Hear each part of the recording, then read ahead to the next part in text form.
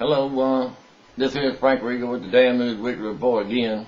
I know I'm putting a whole lot of them together, but a lot of time has lapsed since my last set of videos. And I have one more thing to say about the power plant, the hydroelectric power plant up here at Lake Sheridan. It's owned by, it's leased by, and might as well say owned by, a company out of Canada called Kruger International, K-R-U-G-E-R, Kruger International.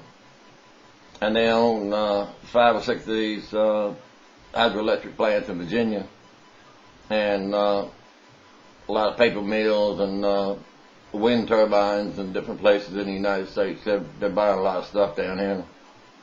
One of their home bases is in Montreal. They have 2. And anyway, I worked up there training, verbal agreement, which is something I never should have even gotten myself into, although I like being up there around heavy machinery because that's what I used to do before I became disabled. I used to work on a lot of these coal-fired power plants like Dutch Gap and, all of them down the East Coast. But anyway, I enjoyed being down there, but under the impression that I was going to have the job. As a matter of fact, one of the head executives from Kruger International flew down, met me, and said, I'm in human resources, and I'm first in line for the job. Stay down here, help your friend with everything you can, and if you get hurt, say you're a visitor. I should have knew something was going on then.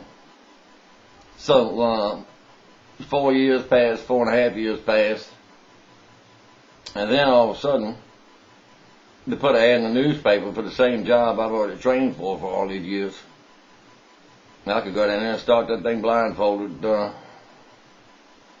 and which is not an easy job, but you got to know what buttons to push and what to do on the computer and so on and so forth to get the RPMs right, so it doesn't. Well, anyway, it's very complicated, but I learned how to do it all. And I think they took advantage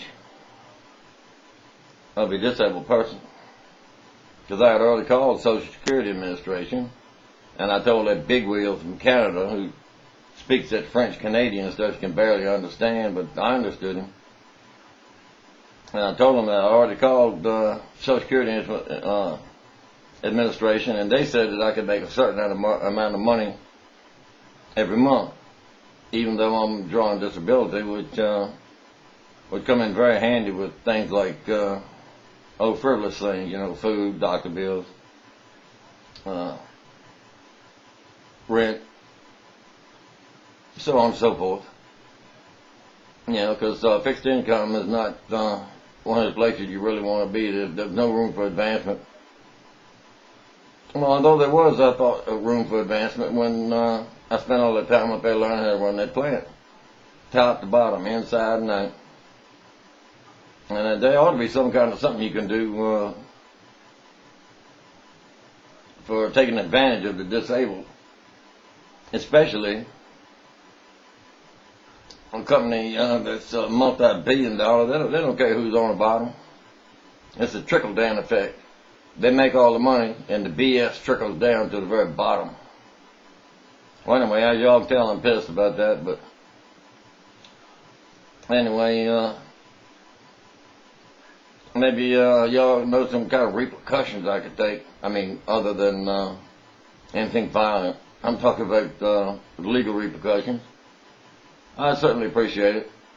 It's a shame for a big company to get over on the little guy. It already happened when I worked at Allied Chemical.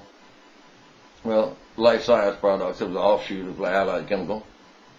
Back in 1974 and 75, when I got poisoned by that ketone, all them toxic chemicals, they got over on us.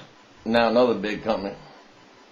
I must be a magnet for that sort of thing.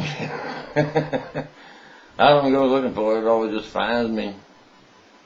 Well, anyway, peace to y'all, and think about what I said, because it could be one of your kids next time. All right, Take care. Over.